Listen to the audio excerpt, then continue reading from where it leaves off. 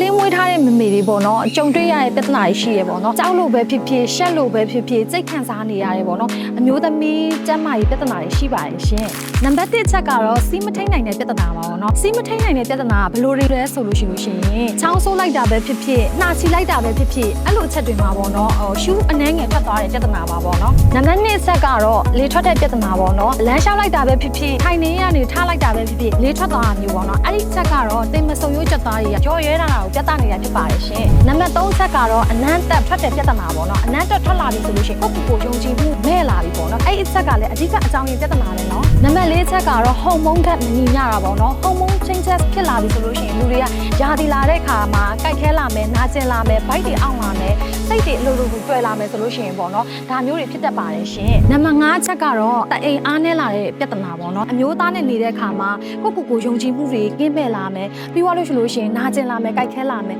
အဲ့လိုပြဿနာတွေဖြစ်လာပြီဆိုလို့ရှိရင်လည်းတအိမ်အားနည်းတဲ့လက္ခဏာကိုပြလာတာပဲဖြစ်ပါတယ်ရှင်အရေးကြီးတဲ့အချက်ကတော့ဒီပြဿနာတွေဟာမမေတိုင်းကြုံတွေ့နေရတဲ့ပြဿနာတွေဖြစ်ပါတယ်ရှင်ဒါကြောင့်ရှက်မနေနဲ့ကြောက်မနေနဲ့စိတ်ခံစားမနေနဲ့အလွယ်တကူဖြေရှင်းလို့ရတဲ့နည်းလမ်းတွေအများကြီးရှိပါတယ်ရှင်ဒါကြောင့်မို့လို့မမေတယောက်ကျမ်းမာပျော်ရွှင်ရင်မိသားစုတစ်စုလုံးပျော်ရွှင်ရမှာဖြစ်တဲ့အတွက်မမေအားလုံးကျမ်းမာရေးကိုဂရုစိုက်ဖို့မမေ့ပါနဲ့ရှင်